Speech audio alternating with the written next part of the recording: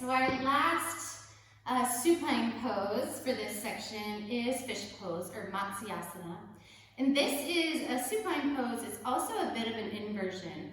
And we use it typically as a counter pose to shoulder stand and plow.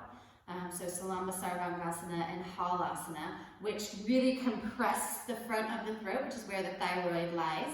Fish pose opens and stretches that same area. So it's a matter of kind of massaging the thyroid, which helps us to balance our hormones. So we will do this pose again when we cover inversions, so you guys can kind of see how you might go from one shape to the other in complementary or counter poses. So I have blocks here, and we'll look at one way that we might use those. So to come into fish pose, you will lie all the way on the back, and then prop yourself up on your elbows like you're watching TV. And bring your legs together.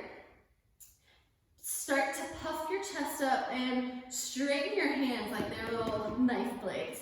And you'll just start to walk your hands down your hips as much as you can while lifting your chest as high as you can. So you can see I'm already in a bit of an arch. And then keeping the neck engaged, so we're not just letting the head drop back. We're going to start to look back until we can release the top of the head down onto the floor, keeping the chest lifted. So there's a back bending aspect, an inverted aspect, and a lying down or supine aspect here. And then however many breaths you take will really depend on what you've done before or what you plan to do after. So I would say, 3 or 4 breaths here. And then coming out of this pose properly is really important to prevent any sort of dizziness or vertigo. You want to inhale and lift the head slowly first, look forward, and then release all the way back to the floor and come into your next pose. So Matsyasana or fish pose. I'll give you one variation that can be really nice, and it's a little less of an inversion. So we're going to put one block on its lowest setting at the front of the mat, and the second one just a little bit in front of on the medium setting. So this is going to go right down the center of my spine so that my shoulder blades can wrap around it with the bottom edge coming to the bottom edge of the rib cage about. It's going to depend on how you're built. And then the top of my head will go on the block, so I'm not going to be quite as upside down, but my chest may very well stay a little bit more open in this variation. So this is a little more comfy, cozy. It's a deeper chest opening for me, and you'll notice I automatically just brought the soles of my feet together.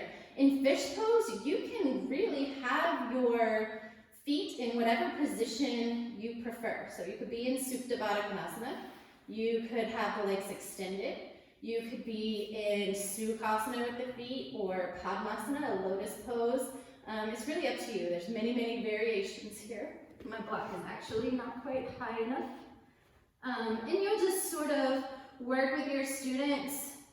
It should be in a place where they are able to fully relax, even if there's a bit of discomfort. So if you are tight in the front side of the body, this pose may very well be pretty uncomfortable because it's a deep chest and shoulder and heart opener. But you can still relax even if something's uncomfortable. So just make sure that they don't have like the block digging into their back if you are going to use the blocks, or their neck being pinched is a big one. And then of course when you come out, just to reiterate, it's very important that you lift the head and look forward first. Remove any props if you're using them, and then roll down onto the back. That will just really prevent any sort of dizziness from occurring. All right, so Matsyasana or fish pose.